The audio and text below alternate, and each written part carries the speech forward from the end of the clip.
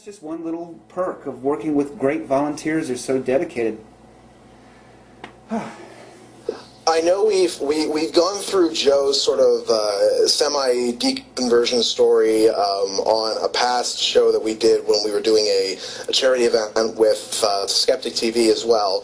Riverstone, would you like to go through your whole reason why you are an atheist? Okay. Fundamentalist Baptist Church, minister gets up and starts talking about gays going to hell. I was 13 years old. I was in love for the first time with a female. Now, to me, gay people were two skinny white guys with a lot of money. So I, of course, was not gay, but I thought, I know what love is now. And if those people are capable of love and God is love, then what the heck is this guy talking about? Then came high school when they started indoctrinating the women how to be submissive to men, and that included being submissive to the boys we were supposed to date. And I began to balk at that because that meant boys could tell us what to do, and that seemed kind of dangerous. I finally just said to hell with it and left the church pretty much when I came out. Not too long after that, so it was the final beating from my mother. And I ran away from home. I tell everybody I ran away from home and went down to Venice Beach to join the lesbians. In the 1970s, you know, little blonde white girls get eaten alive in Los Angeles if they're homeless. So I was very lucky to get in with the lesbian feminist community, which was doing a lot of stuff about questioning religion and so on, but their emphasis was more on a female-oriented spirituality than male, and I dabbled in that for a while, but it still didn't make any sense to me. The reason I ended up finally becoming atheist is because, you see, I was physically very badly abused as a child. I have brain injuries, post-traumatic stress, and I even have mutilated genitals as a result of the abuse I endured. So the reason I finally became an atheist is because logical thinking, rational thought saved my sanity, quite literally. Not having to believe in magical things, whether it be New Agey stuff or goddess worship or tarot cards or whatever, it really saved my sanity. If there could be, even if there wasn't yet, but if there could be evidence provided at some future time through scientific method, then the world started to make sense to me. Now, in the midst of my running away from home and living with the heroin addicts and the alcoholics on Venice Beach, Carl Sagan's Cosmos came out. And I sat glued to the set and watched every single episode. And Sagan's popularization of science, the awe factor, those gave me back what I can only call the miraculous. The awe factor, the awesomeness of being in the real world, as ugly and scary and crazy and I don't know what the hell I'm doing here as it possibly is. There was no rule manual, there was no Bible, there was no preacher, there was no moral authority that I could relate to. All I could relate to was what are the facts. And it saved my sanity. It's been a slow and steady progression until now I'm an atheist activist. True, it's only online. Occasionally, I will mention it to one of my neighbors that I think is trustworthy and won't rat me out. But where I live, I am not out of the closet by any stretch of the imagination. I don't discuss religion with anybody. I don't go there. It's too dangerous. I don't know what these people might do. But I'm very active in the online community, and it's been extremely productive. It's been very gratifying to see that I can be useful, even though I'm living in poverty and stuck in this little redneck town, that I can be useful in an intelligent dialogue about how to educate children, how to work on things like renewable energy, all that stuff. And it all comes through scientific thinking, critical thinking, rational thought. I've started a group on Facebook now for genderqueer atheists.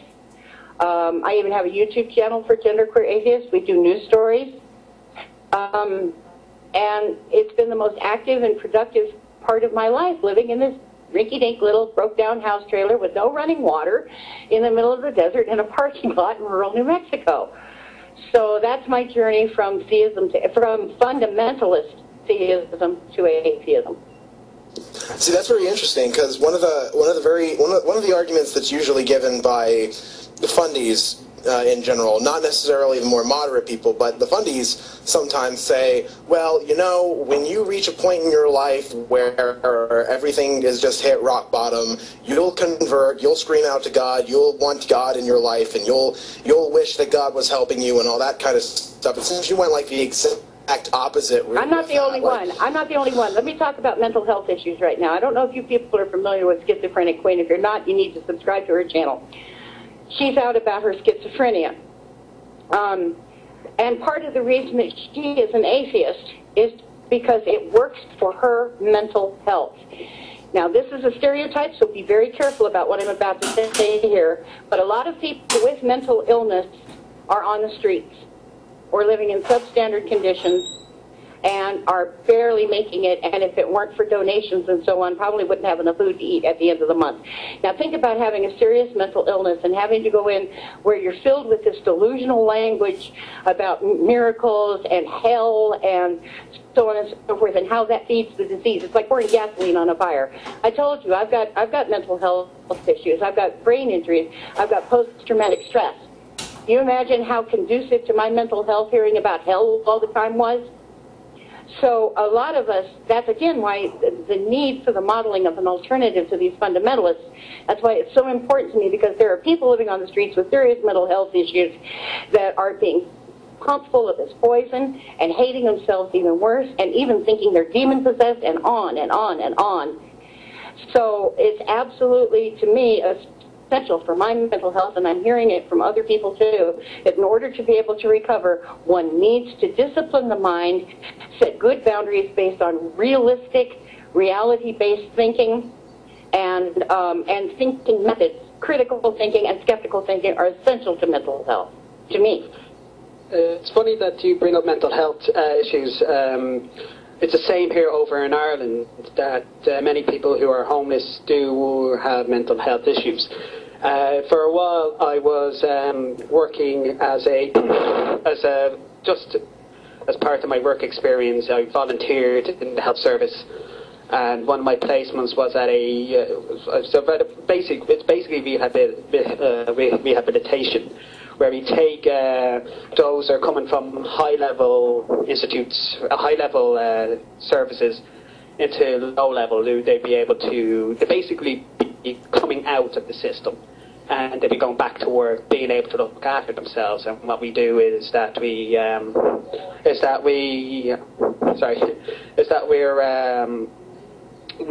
give them the ability to work. We give them courses about gardening, English, interviews, stuff like that.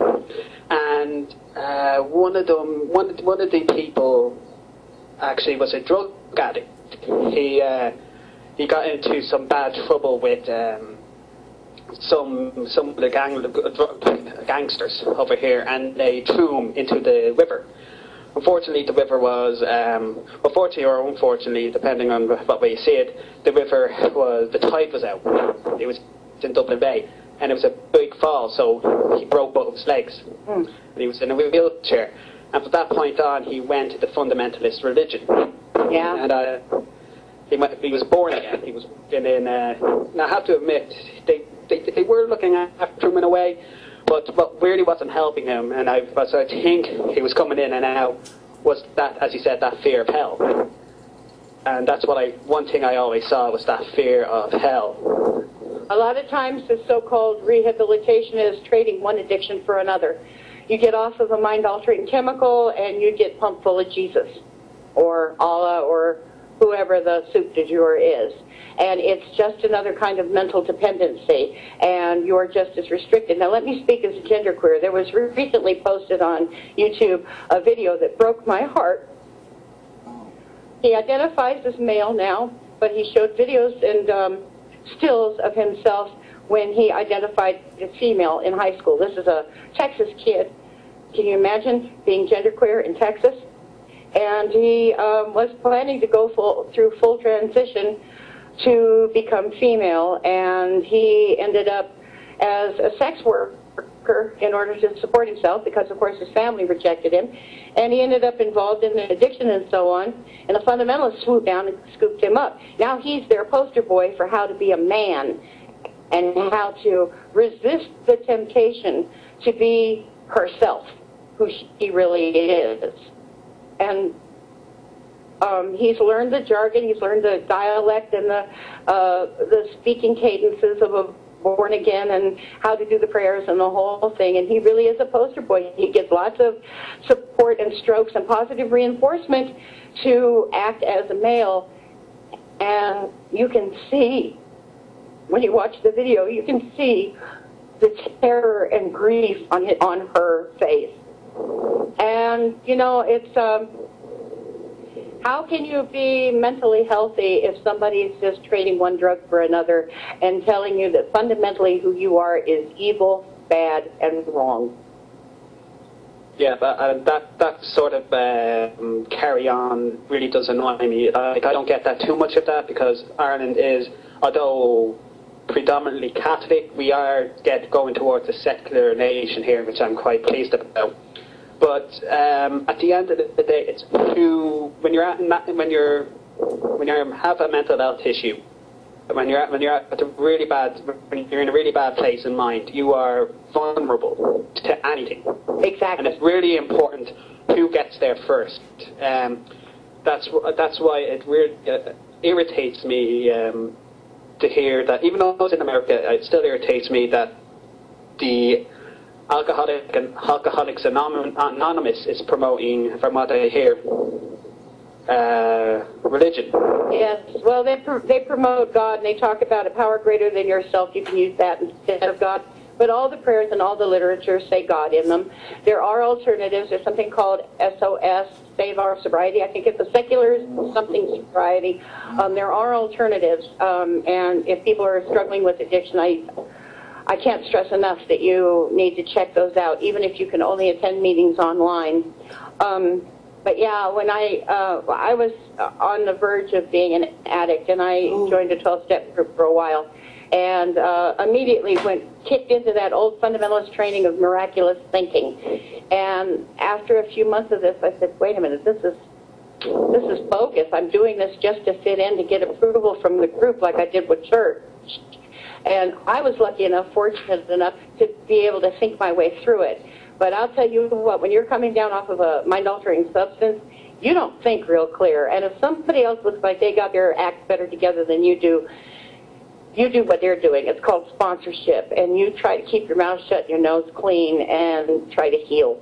But even in places like those 12-step programs, it's so self-deprecating. KISS, keep it simple, stupid, the way you're supposed to think about yourself. That's that Christian guilt thing again, or that religious guilt thing again. So thank you, Joe, for being out there on the streets with your big goofy grin. Okay. Anybody, by the by, I don't remember the name of Joe's YouTube channel, but he has a lot of videos on YouTube showing atheists helping the homeless and what they're doing. It's a demonstration of what's happening with your money. So if you are a little skeptical about where all the money is going to go, he's got videos showing you exactly what he does with it. I think it's AA Joe Yo. No. Joey Joe. AA Joey Joe. AAJOEYJO. Okay, Joey Joe. Gotcha. All right, so anybody who wants to know what's going to happen with your money, he's got the videos, and you can go ahead and look for yourself. Thank you. Yeah, there's a lot of videos there. Also, I wanted to bring up... Go ahead. Sorry, go ahead. Okay.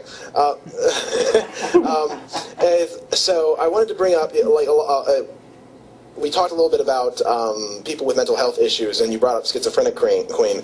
I think what people tend to do when it comes to mental health issues is if somebody has something that is mentally, I hesitate to use the word, I don't think it's a good descriptive word, but mentally wrong with them, I don't think that's a good word, but if someone has a mental health issue, it's not uncommon for people to not take those people seriously, but schizophrenic queen